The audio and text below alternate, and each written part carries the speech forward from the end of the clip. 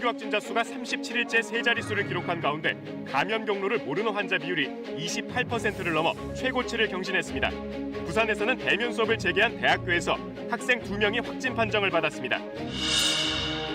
방역당국은 집합금지 명령을 어긴 방문 판매 행사나 건강식품 설명회에서 확진자가 발생하면 구상권을 적극 행사하겠다고 경고했습니다.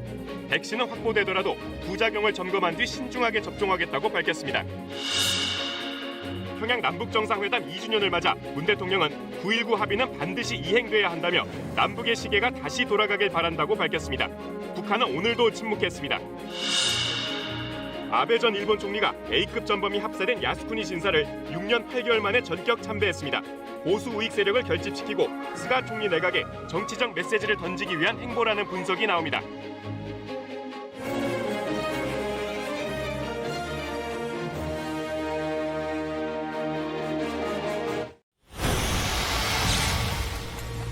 새로운 집단 감염 사례가 속속 발생하면서 신규 확진자 수가 좀처럼 두 자릿수로 떨어지지 않고 있습니다.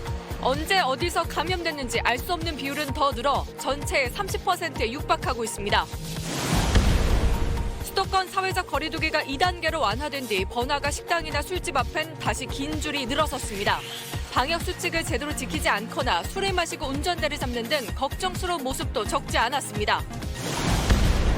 올해부터 법정 기념일로 지정된 첫 청년의 날 정부 기념식이 방탄소년단도 참석한 가운데 청와대에서 열렸습니다. 문재인 대통령은 공정 문제를 화두로 꺼냈습니다. 경기도 평택의 한 폐기물 재활용 공장에서 불이 나 2명이 목숨을 잃었습니다. 서울의 한 아파트에서도 화재로 1명이 숨지는 등 토요일은 오늘 곳곳에서 화재가 잇따랐습니다.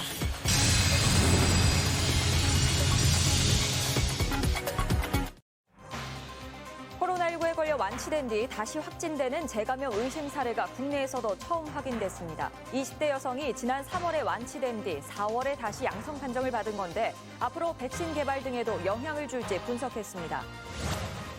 더불어민주당에서 제명된 김홍걸 의원이 무겁게 받아들이고 국민들께도 심려를 끼쳐 송구하다고 처음으로 사과했습니다. 의원직에서도 물러나야 한다는 비판도 나오고 있는데 이번 사태가 미칠 영향 취재했습니다. 아베 전 일본 총리가 퇴임한 지 사흘 만에 A급 전범이 합사된 야스쿠니 신사를 전격적으로 참배했습니다. 평화헌법 개정 등 구구 정책을 스가 내각을 통해서 관철시키려는 노림수가 아닌지 분석했습니다. 로드맨이 전국을 훑으며 지방의 위기를 다룬 두 번째 순서. 오늘은 전남 영암을 찾아 의료격차 실태를 보여드립니다. 응급실이 없어 위급 상황에도 40분을 달려가야 하는 주민들의 삶을 들여다봤습니다.